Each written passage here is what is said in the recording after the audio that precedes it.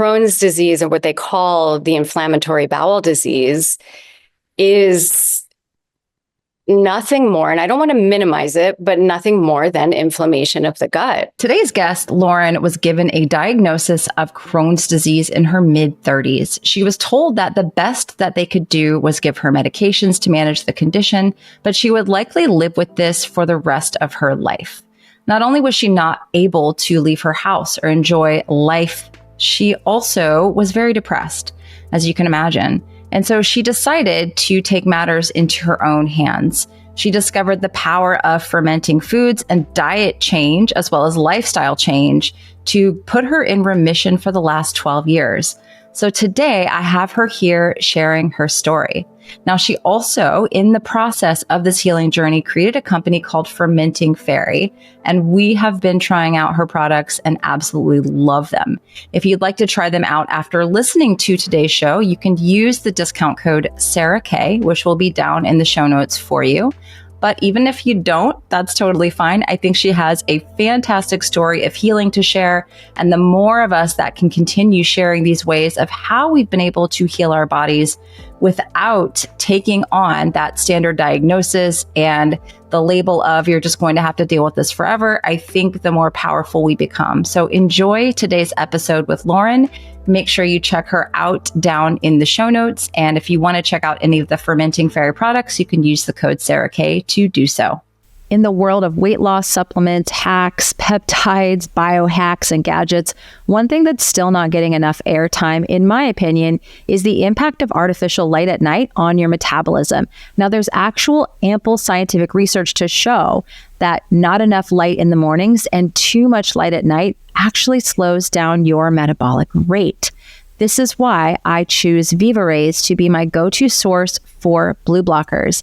I absolutely love the quality of their glasses, and I have a spectrometer and have measured to see that they actually block the amount of blue light that they say they do.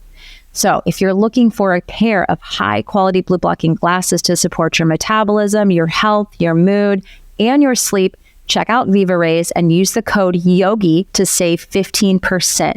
It's vivarays.com and use the code YOGI to save 15%. Thank you to Viva Rays for sponsoring today's podcast. I'll be honest, this last year, I've definitely noticed some signs of aging as I am 46 in June, and I'm always looking for natural, holistic ways to support my body. I've been a big fan of red light therapy for many years now, and recently started using the Bond Charge face mask to help my body produce its own collagen. Now, here's the thing that differentiates Bond Charge face mask from the rest of the ones on the market. It has specific wavelengths that are actually meant to target the skin and collagen production. It has been shown to reduce fine lines and wrinkles, and it is low EMF. So it's very safe to use. When you're actually going to have a device on your head, you want to make sure it is the lowest EMF possible. I have tested this with my own EMF meter and believe it is safe and recommend it to clients. So if you're interested in checking out the Bond Charge face mask, I have a special discount for podcast listeners. You can go to bondcharge.com and use the code Sarah Kleiner, all one word, for 15% off site-wide. I really love the Bond Charge red light face mask. And if you're looking for more natural ways to support your body in this age and stage of life, I recommend checking it out. Go to bondcharge.com and use the code Sarah Kleiner, all one word, to save 15%. Hello, everybody. Welcome back to the podcast. I am excited to bring a good friend of mine, Lauren, here to the show to talk to us all about her story. And we're going to talk about fermented foods, gut health, all the things. So thank you for taking the time out to come chat with me today. You're welcome. Thank you for inviting me. Yeah, it's been a long time coming. I've been following you for, I think, since like 2021. And I finally just tried all of your amazing fermented goodies. And now everyone in my membership group is trying them because I'm like, these are so good. So I love that. Yeah, I remember Alexis was having issues like 2 years ago. And I said, try my products. And you weren't quite there yet. So I'm happy you finally jumped on the bandwagon. Yeah, I have to hide the kombuchas from her because I'm like, we can't just like guzzle that whole thing down in one sitting. You can, but then your bank account's going to also go. Exactly. But I will say this before we get into anything. If you buy like a GT's kombucha, which is what I would buy for her every now and then as like a treat, the sugar content and like everything is just completely different between yours and something like that. And I just never felt okay with her. I felt like the GT's, it was just drinking pure sugar. And with yours, it's like, it tastes to me even better, but it's like 5 calories and it doesn't have all the added sugars to it. So it's really good. Yeah, the added sugar is very important. And most kombucha companies do that to get the carbon dioxide, the fizziness that kombucha is known for. Because if you buy a kombucha from the store and you crack it open and it doesn't have that like amazing fizz, you think something's gone wrong when kombucha can be fizzy and it doesn't have to be fizzy. It can go either way. But that's really like the main characteristic of it. And so most kombucha companies add sugar after the fermentation process so that the bugs create even more, carbon dioxide and it makes it more fizzy. Sometimes CO2 is even pumped into the bottle. Oh. Yeah. Interesting. Mm-hmm. And we don't do any of that with my lemonades. It's all naturally fizzy and the effervescence, it can be somewhat flat and it could be also super, super gassy. And that's all because the bugs decide, the probiotics decide. I call them bugs. I hope no one minds that. No, I don't think they will here. Okay, good. Yeah. This is the right environment for that. And I know I'll get a lot of people commenting, oh, you could just make your own kombucha. I'm like, have we met? Do you know me? Every time I talk about something, oh, you could just make that yourself. I'm like, I used to get mothers when I was a yoga teacher. I would have people give me the mother and it would die every time. It would just sit and I just never, I know it's probably not that hard, but that's just not my thing. It's time consuming. Oh my God. It is time consuming. I mean, fermentation in general is time consuming.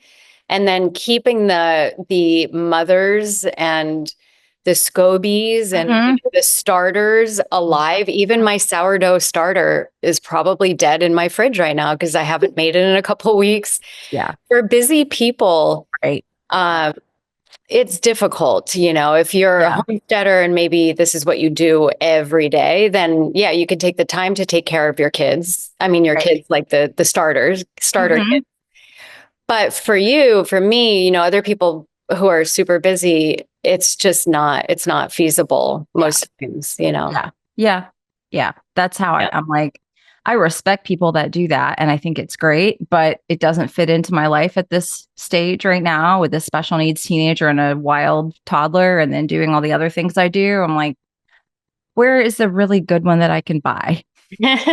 So here. Yes.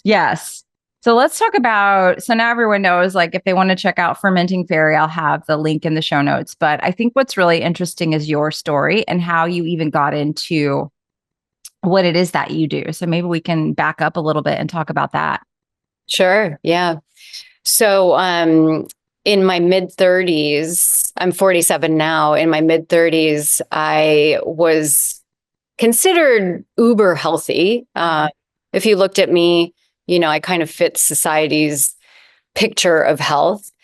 And in the background, however, I was progressively getting sicker and sicker. And I've been on and off sick my entire life. We can go into that, maybe later on in the podcast. But I was racing triathlons when I was diagnosed with Crohn's disease, which is like, how could you do triathlon? I literally was working a full-time job as an occupational therapist. I would get up early in the mornings and run, 6-7 miles and then come home from work after a full day and then cycle, 20-30 miles. That was my day to day every single day. So I was considered really healthy. But again, in the background, I was exhibiting symptoms of very poor gut health. And it just got worse and worse and worse. And so I was going to the bathroom. I had very bad diarrhea for, years. But this was a time where I was a prisoner in my home, and I didn't feel comfortable even leaving my home. I was still working, but I would prepare like change of clothes just in case. I would always know where bathrooms were. It got to the point where I didn't even want to go out like to friends' homes or anything like that. I was just embarrassed. Having diarrhea 20, 30 times a day, in my mid 30s, it's not something to shout from the rooftops, so it was quite embarrassing, and I was getting sicker and sicker.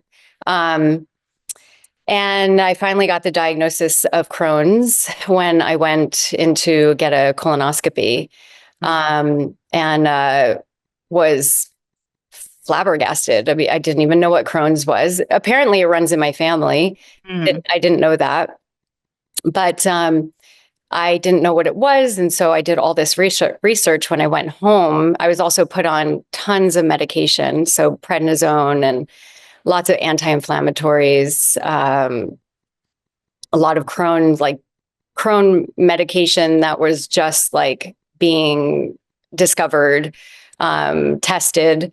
I was one of the people that they were testing it on. And in my research, I started finding out that it was like there was more than just inflammation. And this was not a lifelong disease that I was told. So my doctor had told me that this was going to be, my diagnosis for the rest of my life, and that I was going to be put on medication and take the medication for the rest of my life, and that nothing else would, heal me. And that this was my life. I would lead an average life of going in and out of hospitals and whatnot. So I was very depressed. Yeah. Very sick and very depressed. And there were moments where I didn't think that I was going to make it alive. I felt like I was knocking on death's door often. But through my research, so I took the medication for about 4 months, and I wasn't getting any better. In fact, I was having a lot of episodes from the medication. So a lot of diarrhea episodes from the prednisone, actually. So I started reading a lot about Crohn's disease and gut health. And I found in a book called The Paleo Approach by Sarah Ballantyne. Do you know that? Yeah, I actually looked at a lot of her stuff when I was diagnosed with Hashimoto's, believe it or not. Oh yeah, that's a great book. She really focuses on thyroid health and that. Yeah. Yeah. So it's a huge book too. So I, just skimming it, and somehow this paragraph of fermented foods really stood out to me. And it was only just like a small paragraph within a huge encyclopedia. And I decided to go to the health food store and try sauerkraut. I didn't even know, sauerkraut to me was like on dirty water hot dogs in New York City, that kind of soupy stuff that they put on it. So I went and I got like a healthy version of sauerkraut. And I remember this so vividly, standing in my kitchen in Santa Monica, California, and just taking a bite of it right out of the jar. And I felt like this energy surge in my body, like something awakened in me. And it really just stood out. It was almost like I sort of, it was like a Kundalini awakening. I don't know if you know what that is, but it's like this. Yeah. So I said, oh, wow, that was interesting. And I tried it again, and it didn't happen again, but that's okay. Because what I ended up doing was the following couple of days after that, I started incorporating sauerkraut into my meals.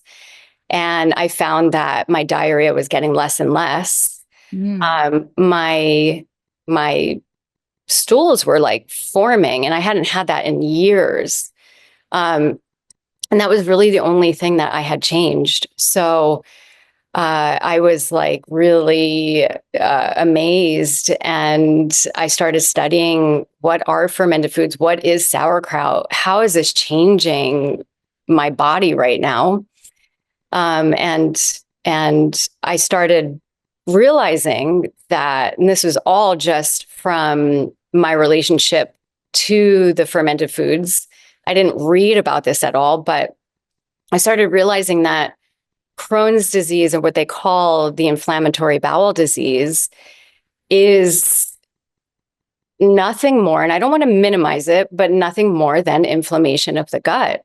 If you've been watching the show for a while, you know I'm a diet and lifestyle person first always, but there are a couple of things I add into my daily routine that enhance my energy, my mood, my sleep, and even hormone balance. And one of those at the top of that list is Shilajit. Now, when it comes to Shilajit, there are a lot of brands on the market. I chose Black Lotus Shilajit because they test their products for heavy metals and they're very, very conscientious about their sourcing. They're also a small family-owned business and make sure that they deliver a quality product. Now, I use the Shilajit tablets every single morning, and there are actually a host of studies that show it can help with hormone balance and even reduce things like hot flashes. If you're interested in trying out the Black Lotus Shilajit, go to blacklotusshilajit.com and use code Sarah K for 15% off anything on the entire site. I personally love the tablets. I'm not a big fan of the resin, but you can try either one of those, again, going to the website www.blacklotusshilajit.com and use code Sarah K for 15% off the entire site. Right. When I realized I've broken my elbow before, I've stubbed my toe before, I've done things that clearly become inflamed, and that has all healed. Sometimes on its own, sometimes I need to intervene. Why can't my gut, the inflammation in my gut, heal? Why does this have to be a lifelong disease when it's inflammatory bowel disease? It's inflammation, right? So I started questioning that and saying, well, if this food, this sauerkraut, is having such a huge impact on my health, how could my doctor tell me that I can eat whatever I want and nothing is going to change anything? So all the wheels start turning. This is not the first time that I've questioned, doctors in Western med, but this really was just like such an aha moment. That like kind of threw me headfirst into fermented foods and how I can heal my body naturally.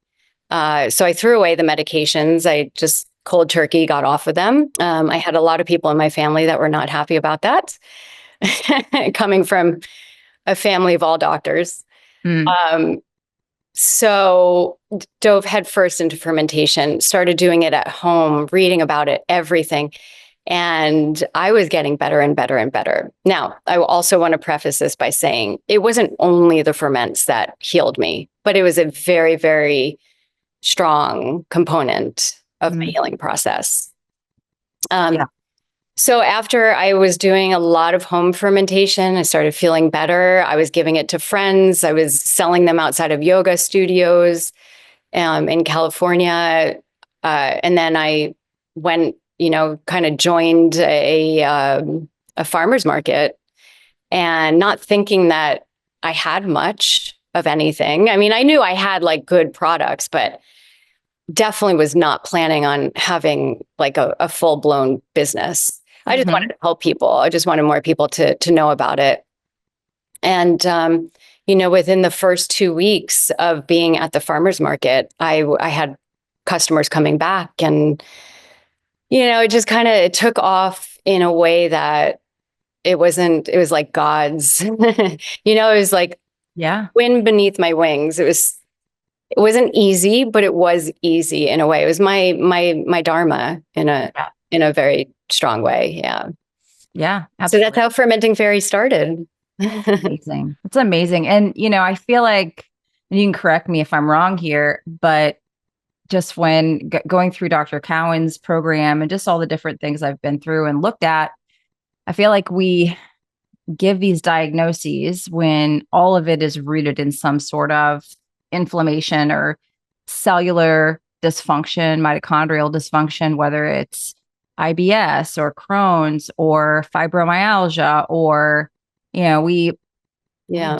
we do this thing and it's like, yeah, we have to give it some sort of a name, but Yeah.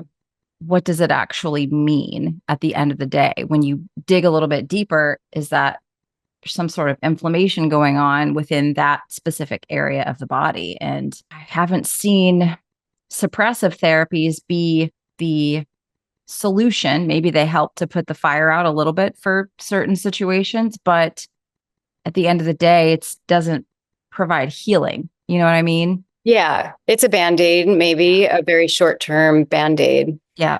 But you hit on a very good point. And this was a large part of my healing, is that I had to let go of the label that they gave me, because if even now, 10, 12 years later, if I still think that I have Crohn's, I still think something's wrong with my body, I still think I can't heal, it's just a temporary remission. Like, I don't believe in any of that. Actually, I believe in the power of the body being able to heal itself and regenerate.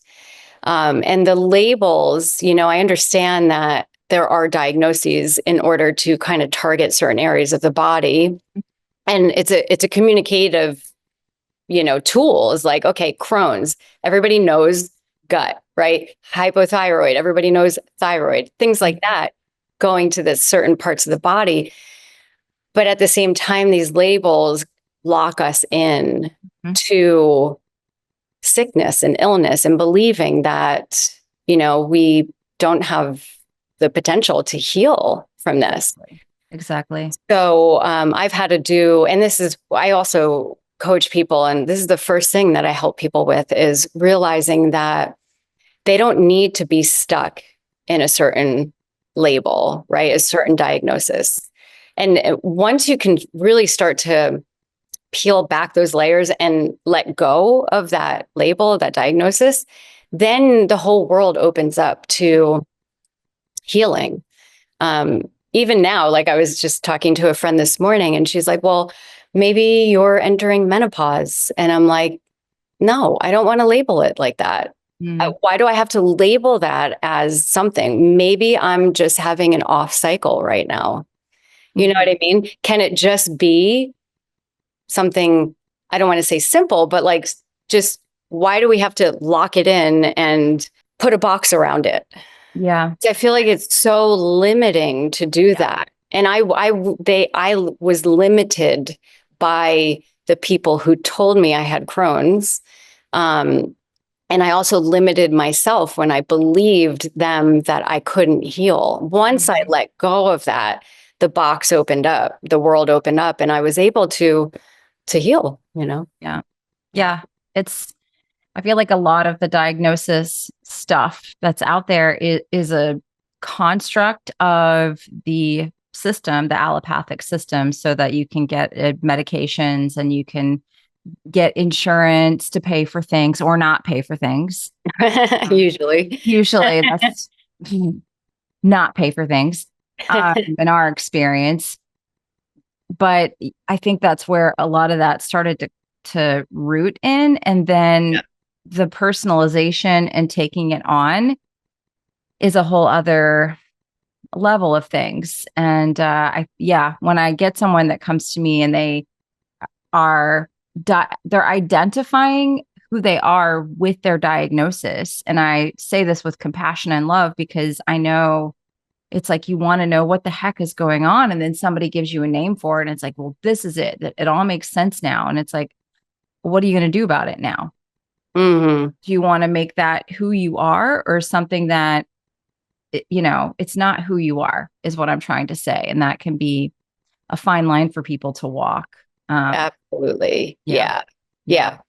It's the power of the mind is everything, right? The power of our beliefs is everything. So what I used to do when I was in my healing journey is I used to sit in meditation with my eyes closed, and I would visualize myself pre-Crohn's, which I was, again, like on and off sick my whole life, but I would visualize myself when I was healthy and thriving, and see myself doing that now. Like if I could, run down to the beach and swim a mile on the beach, like I saw myself doing that so that I didn't fall into the trap of thinking that I'll never be able to do that again. I'm just going to be a sick person the rest of my life.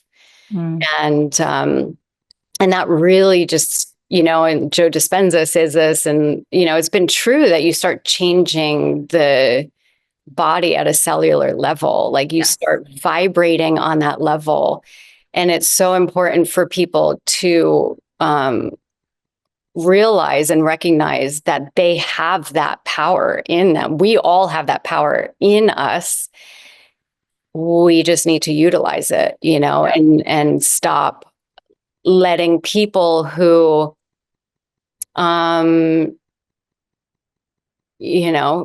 have that belief, like most doctors, I would say, don't have that belief in the power of the body healing itself, tell us that it's something different. Even people who get like a diagnosis of you have 6 months left to live. I mean, it's studied that once that is said to that person, boom, 6 months. If they believe it, because I've seen the opposite of them, like, no, incorrect. And then go on to live for years and years and years. Right. Yeah. Exactly. And it takes so much effort to move through that belief of another person. Like I always say to people, like, question your beliefs all the time, because we have adopted beliefs from our parents. A lot of us are still living our parents' lives and our parents, belief systems. So, parents and teachers and siblings and whatever, doctors, how much of that as an adult is still mine? How much of that do I still want to run my life? And then anything that's not serving me right now, let go of it, get rid of it, do away with it, and bring some new, fresh energy in. Yeah, 100%. It's easier said than done. Definitely. For sure.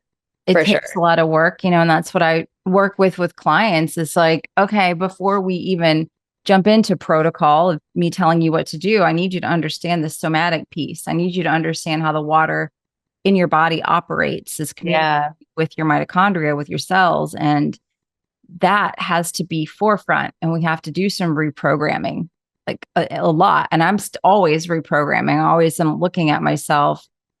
I'm like, where did that come from? Where's the imprint within me that's coming from? Is that something that I thought I needed to do or say or be, and it's a it's a lifelong process, I think. Lifelong. Yeah. And the interesting thing is when you start questioning and reprogramming, people in your life will begin to pull you away from that, not intentionally, but they're operating from their own programming. And so when they start seeing you change, they might get scared because they're scared.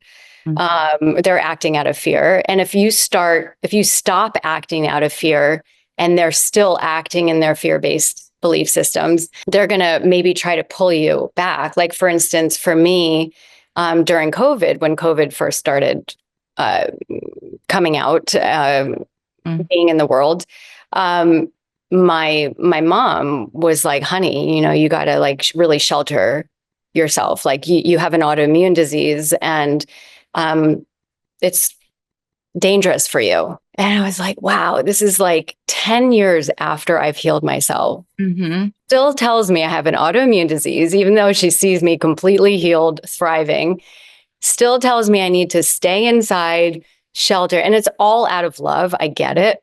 Yeah. Oh, But at the same time, that kind of like pulled me like, whoa, am I going to believe that? Or am I going to go my own way? Right. yeah. So You were in California too, right? oh yeah, I was in California. Ooh. Yeah. I was in Santa Monica during all of it, the People's Republic of Santa Monica. God bless. Yeah. So not an easy place to be that time at all. No. It was very intense. Yeah. So she was not okay with you being a healed version of yourself. No. And my family in general has had a hard time with it, just being medical doctors. So I've really gone, like, I'm not going to go too deep into that because just personal reasons, but I have, when I tell my story, there's a lot, really, like a lot of depth to it that I don't really tell because of personal reasons, family stuff. But I have gone against the grain in some major ways. And it's all served me really well. And I would suggest it's hard. It's a hard path to not have family support, to not have, a lot of friend support, to feel completely alone. Like when I was living in Santa Monica and I was healing from Crohn's, and when I was sick, I was not married. I didn't know Ron, my husband, back then. I was a single woman. I lived alone. And like I said, there were days where I didn't think I was going to make it. And I don't think anyone would even know because I was living alone. And sure, some of my friends knew, but they weren't checking in with me every day. My family was, across the country. So sometimes healing and the path to health can feel very, very lonesome. And I just encourage, I've been there and it was deep and it was dark and it was depressing. Yeah. But it's all for good reason. And I'm so much better for it in ways because I really had to rise above on my own. I didn't lean on anyone or too many people. Yeah. That's tough. That's really tough. I feel like a lot of people that are listeners experienced some similar things in 2020 for sure. Yeah. I was kind of reflecting on that last night because I was heavily into the yoga community and teaching. Oh, that's right. You and I have talked about that. Yeah. And then all of a sudden the yoga community like did a weird thing, like a really weird thing. We are all about healing the body naturally. We're all about connecting with natural cycles. Yet we are like not going to let you come to yoga to practice if you don't comply with the medical tyranny, which was really confusing. And I don't know if all yoga was like that everywhere, but it definitely was here where I live. And that's why I never went back to teaching. So I was like, no, won't be doing any of that. Yeah. It was so interesting. COVID was so eye-opening, and it's what a blessing that event was because, and I know a lot of people died from whatever you want to call it. I don't want to get into that controversy, but what a blessing it was because the health community, and of course I was in Santa Monica, the health hub of the country, maybe, was such a contradiction. Yeah. And it still is a contradiction. Major. But like, how could all the people who were so healthy and focusing on eating the right foods and the supplements and doing all the things now start to take the injection, wear the mask, be afraid of others, and not only that, but like get very, very, very dangerously angry at others who didn't comply.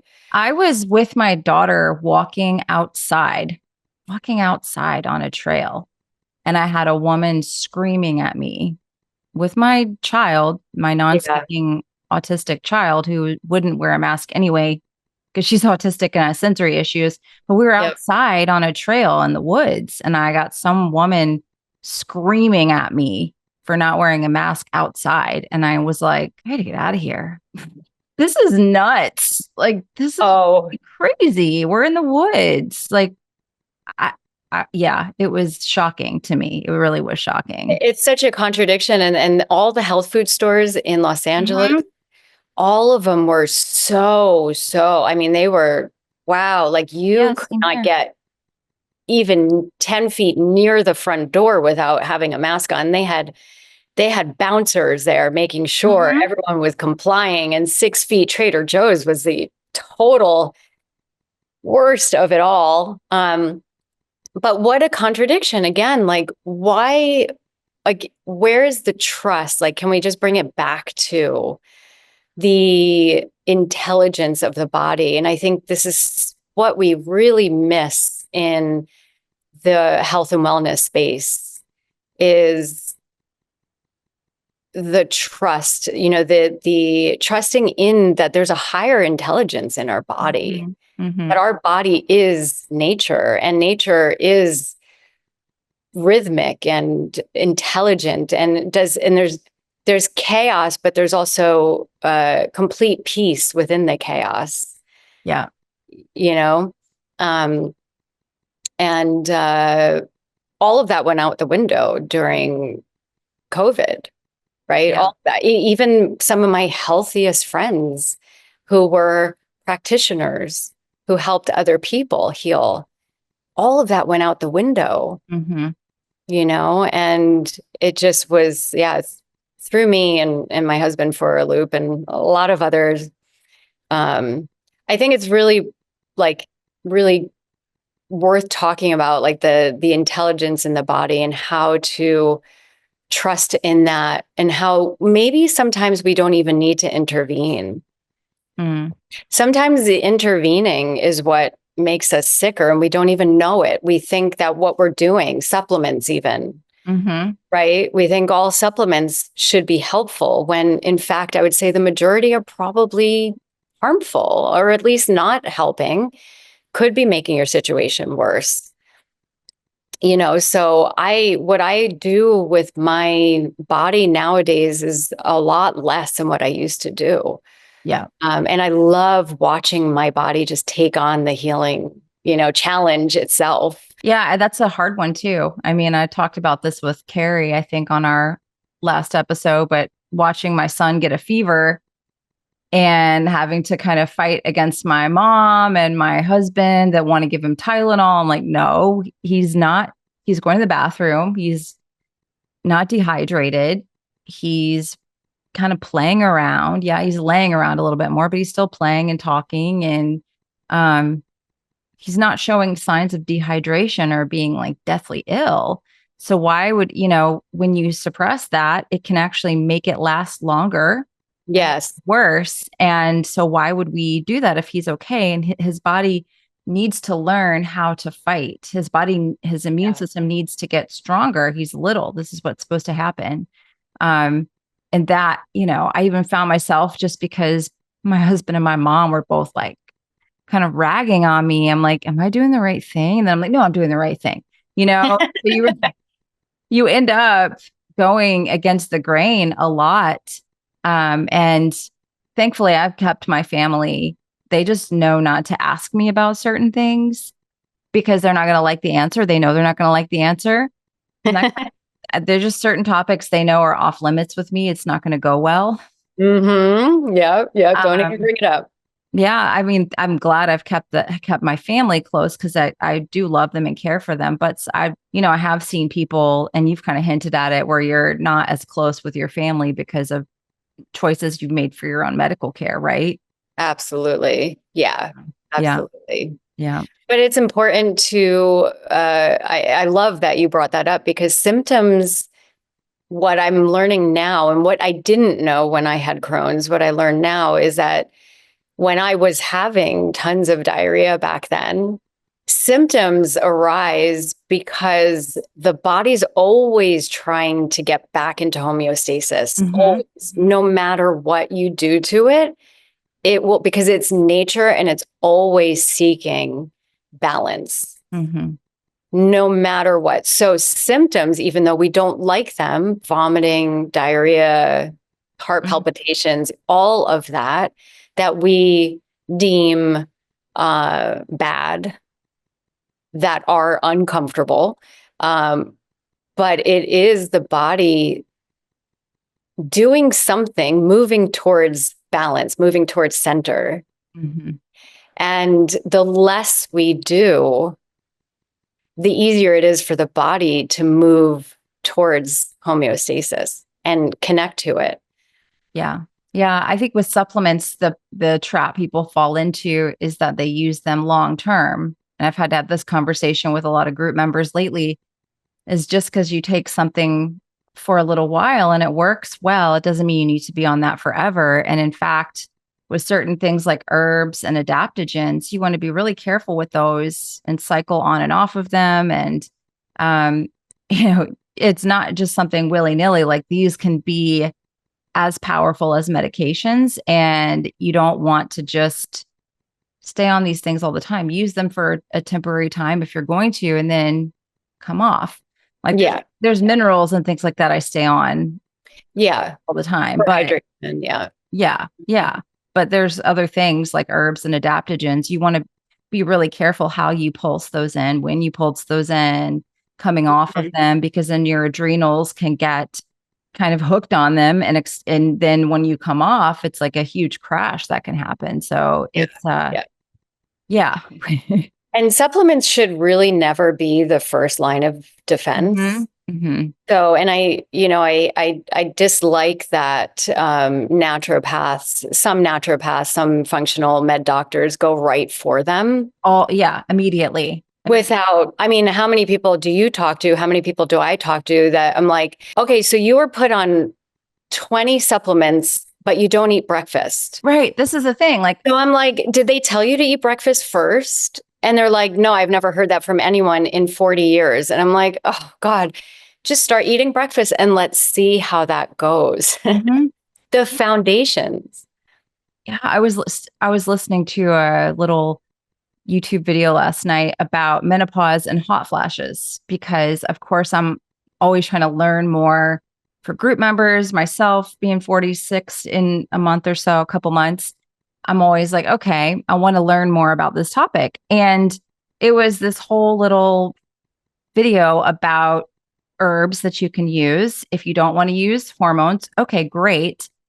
But there was zero mention of diet. There was zero mention of blood sugar. There was zero mention of lifestyle. I'm like, and that's the first thing I'm going to tackle with the women in my group is like, I know you're having these symptoms. I'm really sorry. That sucks. Like, it's what women go through. I don't want to minimize that and act like it's not a thing. It's a thing. Women do suffer, but I see a lot of women stop suffering or have a lot of relief when we do something as simple as, number one, shift their light environment, blocking the blue light at night, because that's going to stop tripping off a hormonal cascade at night when a lot of those hot flashes tend to happen.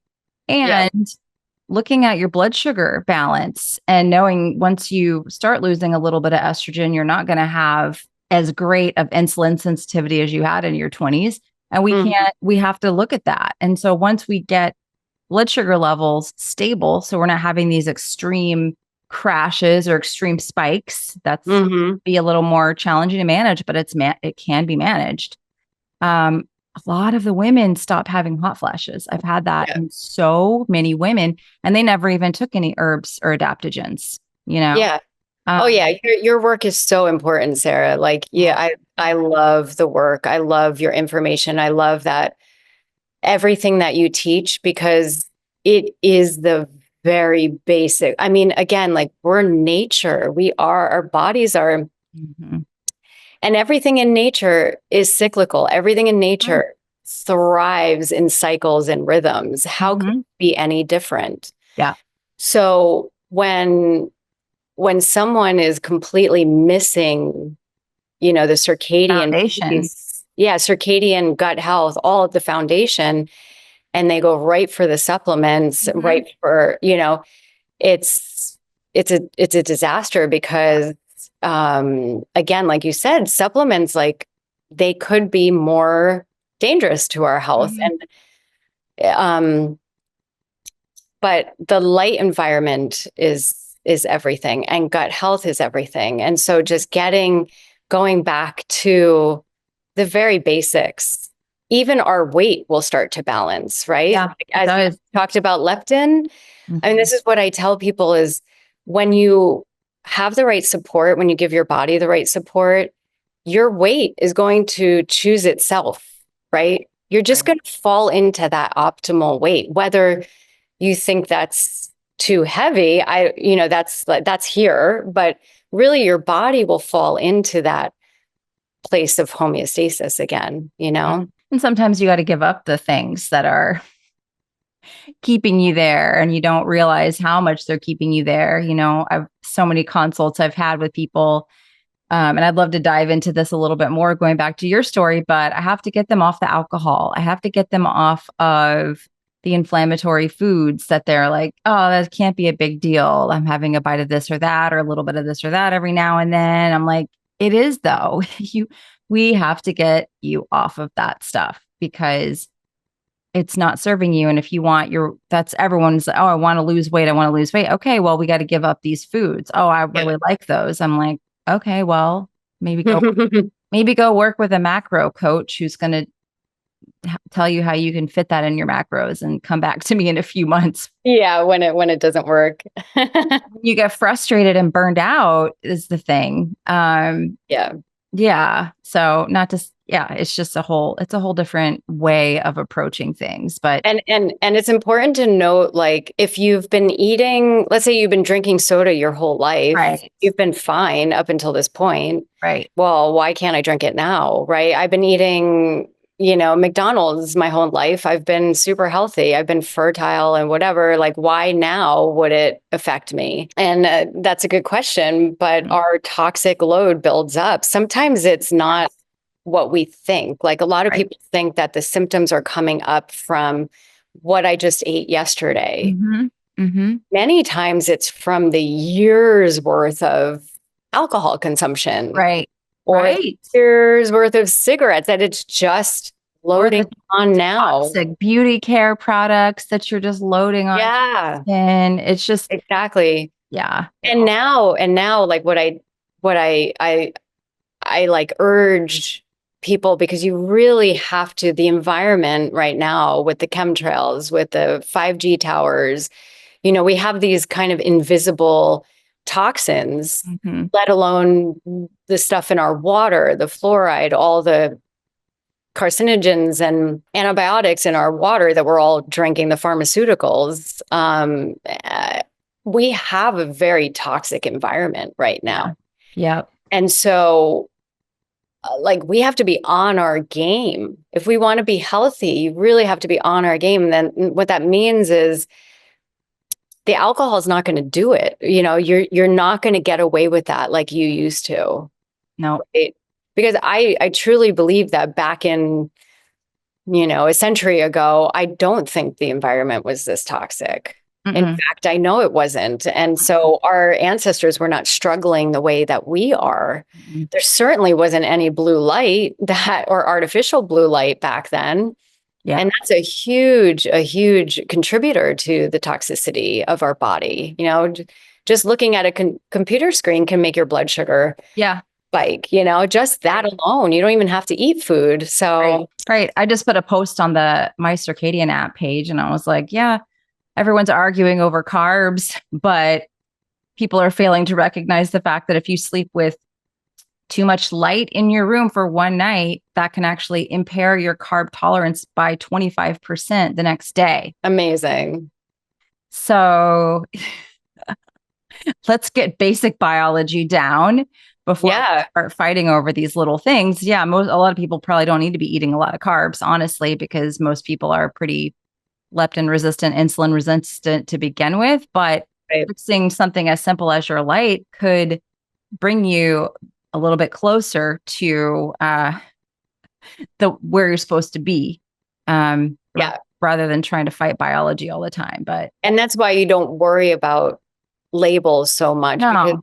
somebody who's labeled as being in perimenopause, but yet they get tons of artificial blue light. They don't see sunrise, sunset. They don't see midday sun. They don't, do anything for gut health, fermented foods, things like that. They don't do grounding, the very basics. Their diet is not great, but yet you're in perimenopause. And so once you start shifting all of that, you won't even need a diagnosis anymore. You're going to be back on track, Yeah. So, but a lot of these times, these diagnoses of perimenopause, it just, people go and run with it. I'm in 30 now. I'm going to be in menopause soon, and they're 30 years old. And I'm like, oh, I see that a lot. I know. Right? What you don't realize, what a lot of women don't realize is, you can flatline your hormones with cortisol. You can flatline your hormones with too much artificial light at night and skipping breakfast and slamming coffee all day and running around like a stress case. You can flatline your hormones and have the hormones of a, perimenopausal, menopausal woman in your 30s. Sure. Yeah. But is the answer to have this label, like, what does that do? Like, how is that helping you? How is it serving you? And what are you getting from it? Right. That's the thing. It's like, okay, what are we going to do about it? Yeah.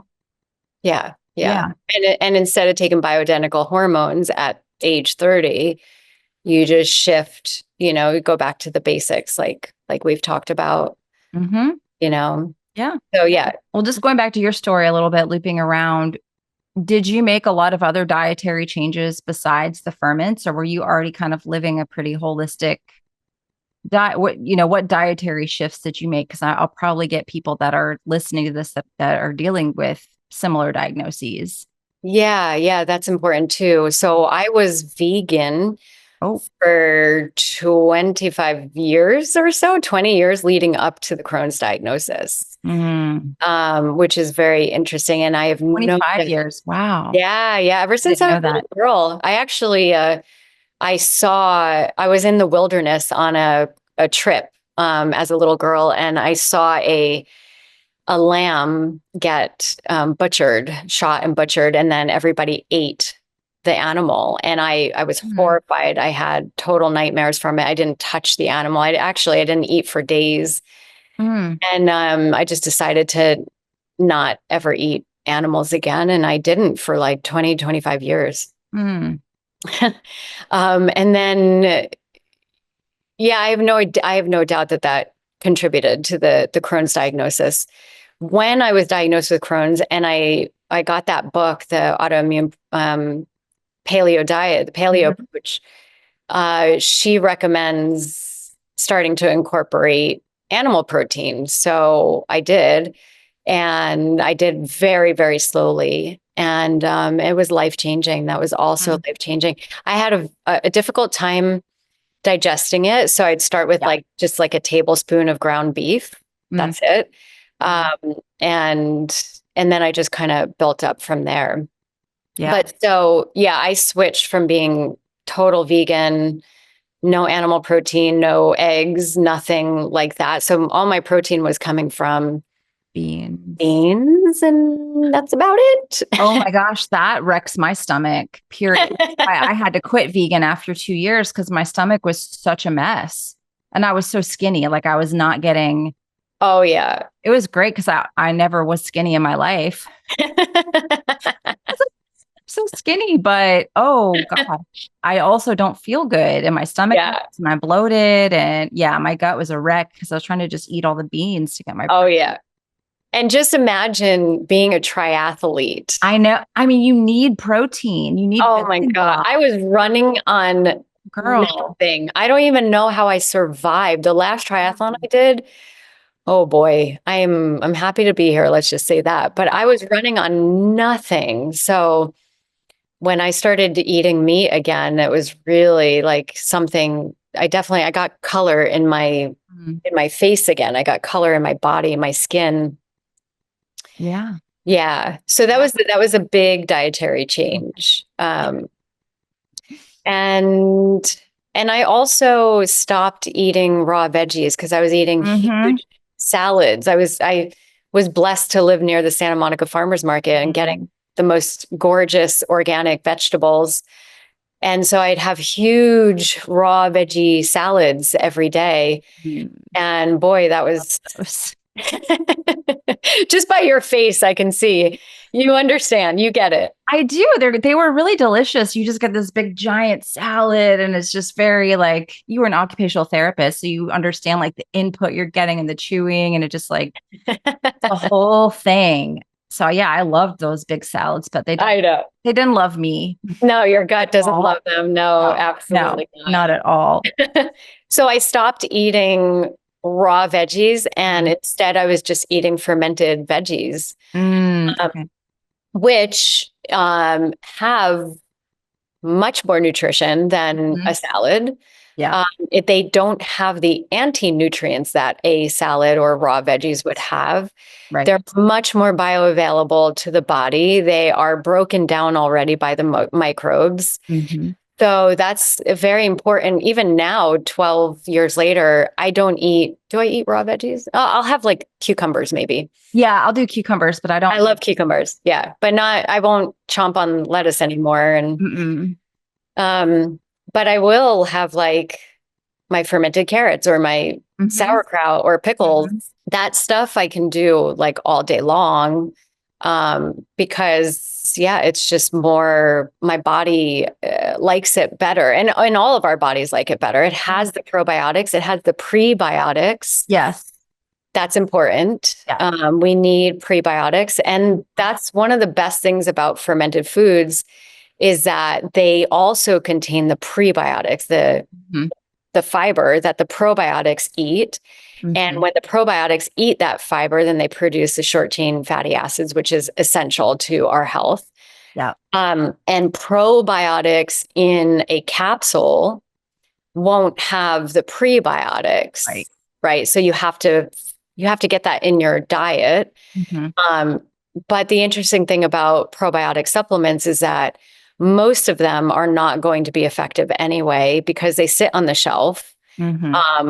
Microbes need food, just like everyone needs food, right? Microbes need food. When they're sitting in a pill form, they don't have any food. Fermented foods, on the other hand, the probiotics are constantly eating the fiber and the sugars in there.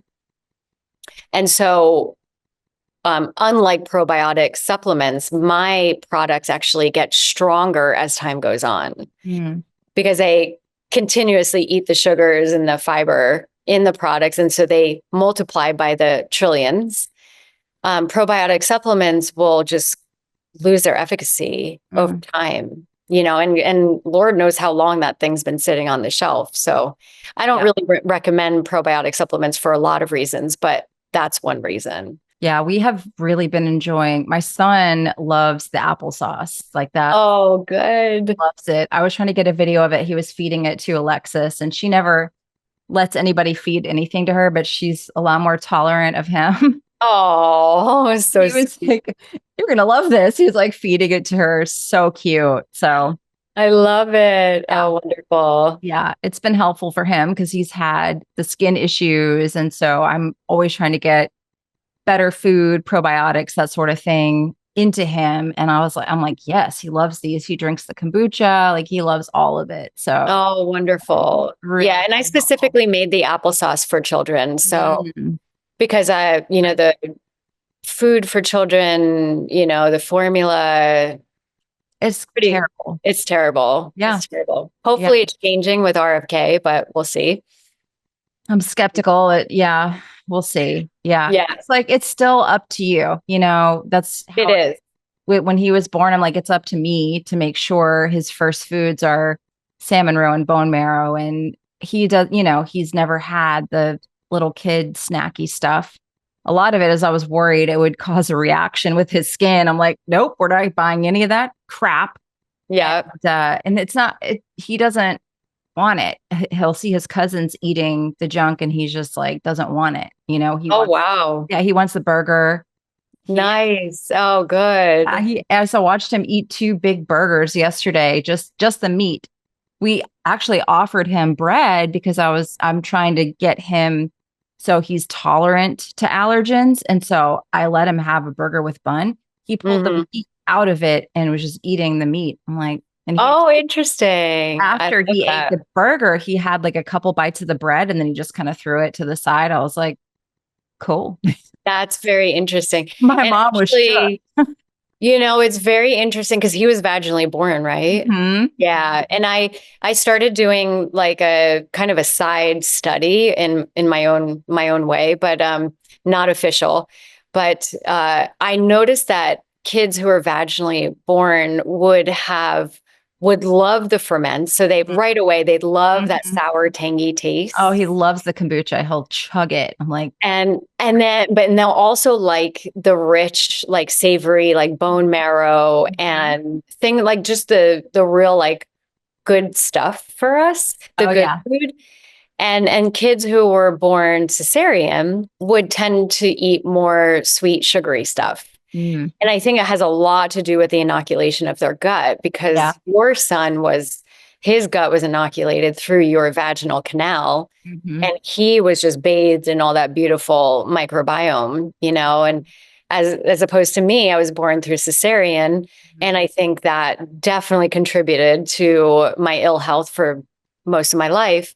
Mm. That when I'm, lifted out of my mom's womb, I'm absorbing, kind of her stomach, her skin bacteria, which is different than what should be in our gut for the most part. Also, like latex gloves from the doctors. It's just stuff from the hospital that you don't necessarily want, in your baby. Yeah. Of Yeah. course, not everybody can control that, but it does have an effect on how your child chooses food. Yeah. The so-called picky eaters for children, I find are born cesarean and maybe are even fed formula in their first, year or so. And then they become picky eaters, which is very interesting because I don't think it's picky from here. I think it's picky from the microbes. Mhm. You know what I mean? Because what we eat and our choices in our food come less from here, right? Or here, but more from like, what do the microbes want? What Mhm. are they craving? And so people will crave that. Yeah, it's hard to know. It's hard to know. I mean, for sure, Yeah. but my kids definitely, both of them have always, they're both born vaginally and have always been pretty good eaters. Yeah. Yeah. My son, especially just because I was more conscious.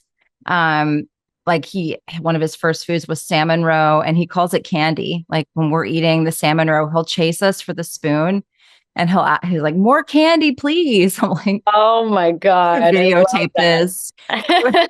I need this on video. It's just wild to me because I never would have ate that as a kid. Like, Me no neither. freaking way. I would have. No way. And Yeah. he's 2 and he's like, candy. And then he calls pork rinds cookies. I'm like, Wow. wait until he finds out. Like, that's not Wait until he finds out what it really is. eating like the Epic brand pork rinds. And he'll be like, cookies, please. Like, Wow. I okay. would love to like test his microbiomes. Probably like so diverse and lovely.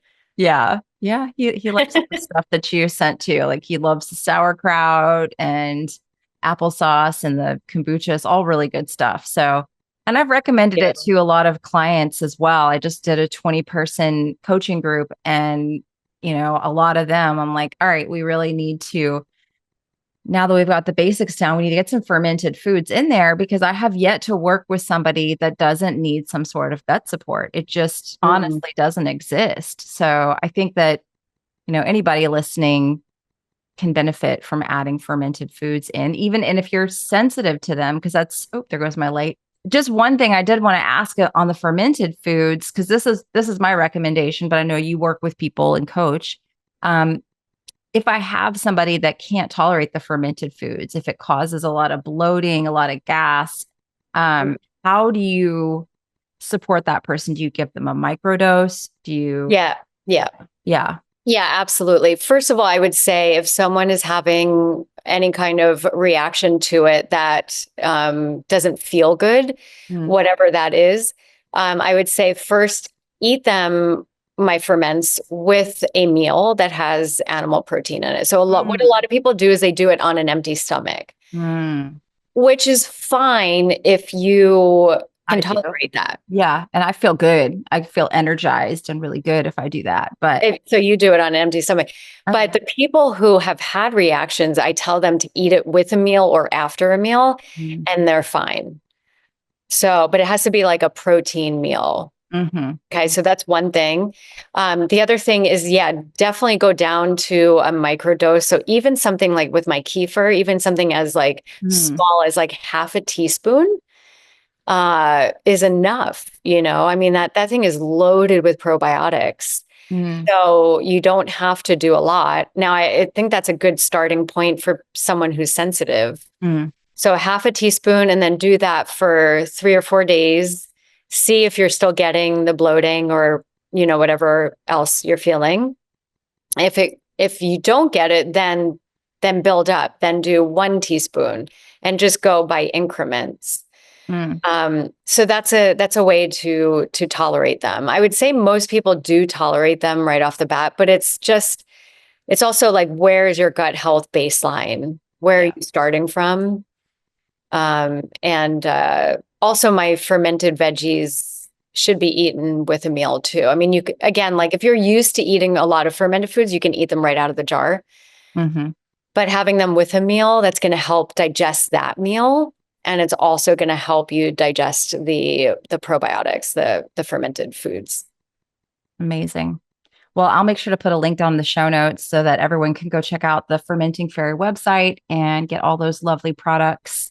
I know you gave me a discount code, Sarah K, that everybody can use, and I'll put that in there as well. But if people want to connect with you, follow you, what's a good way for them to find you? Should they just go through the website, Instagram? What's the best way? Either Instagram or website. So my website's fermentingfairy.com. My email is admin@fermentingfairy.com, and I answer all my emails. So, yes, I do that. God bless you. Oh yeah, it's not for the faint of heart. But also my Instagram is fermenting.fairy. Don't forget that dot, because there's another fermenting fairy. So fermenting.fairy. Perfect. Well, I'll put all that in the show notes. And it's been really fun. It's been long overdue. And I'm so excited to hear feedback of people. My group members have already been trying the fermented foods. Love them. Oh, I'm sure it'll be a positive response from the podcast community. So, yay. Well, thank you so much for,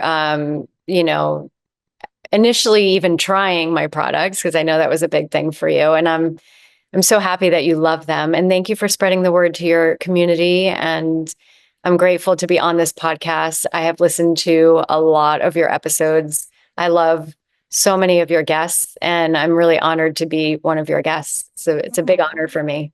Thank you, Lauren. And we'll definitely have to do it another time soon. Okay. Sounds good. Thanks, Sarah. Thank you so much for listening to the Evolving Wellness Podcast. Just a quick little reminder, this is not medical advice nor meant to be taken as a substitute for working one-on-one with a healthcare practitioner. And if you enjoy the show, please head on over to Apple or Spotify to leave the show up to a 5-star review. If you're over on YouTube, please leave us a like, leave us a comment. I really appreciate you for being here, for listening to the show, and your support means the world to me as I continue to try to pull guests from around the world to bring you informative content to empower you to make decisions about your own health. Thank you so much for being here, and I look forward to seeing you again next week.